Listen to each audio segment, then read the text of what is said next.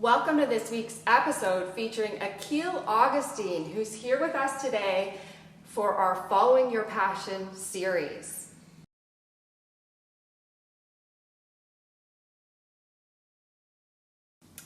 Akil Augustine is a Canadian television personality and the host, producer, and creator of NBATV Canada's The Hangout. He has reported on the NHL for MapleLeafs.com and the NBA for Raptors.com and is now the lead reporter for NBATV Canada.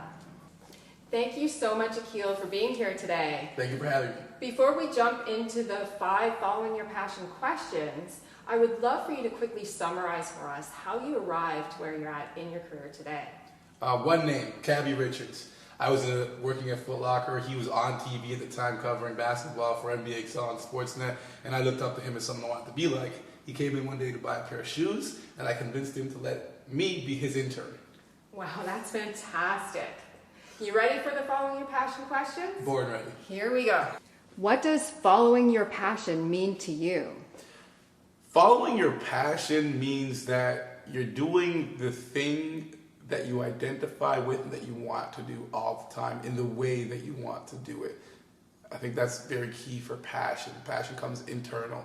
So you're kind of like following your own internal guidance system. You know what your true north is. What prompted you to just go for it and follow your passion?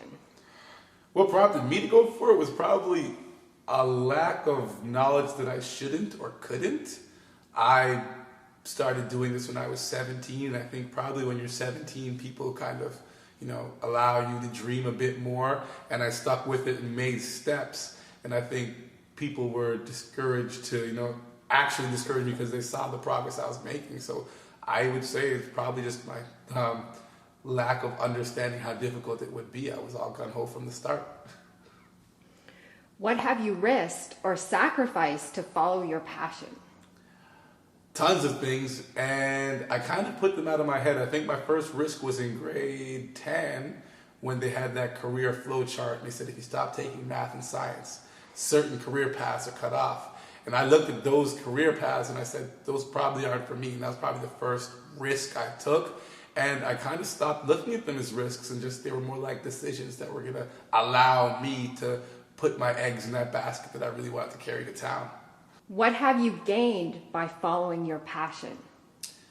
The thing I've gained most from following my passion is self-confidence. And I think that's the one thing that translates into all areas of life. Whether I try to continue this path to becoming a journalist and a spokesperson and a mentor, or whether I do something else, what I've gained in my first 14 or 15 years of experiencing this is a tremendous amount of self-confidence. I've done things that I doubted I could do, that other people have doubted I could do, and now there's a wealth of knowledge and understanding and belief in myself, and I think that can translate into everything.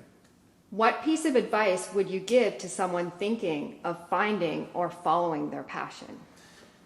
The advice I'll give to someone who's thinking of finding and following their passion is to probably don't listen to too much advice.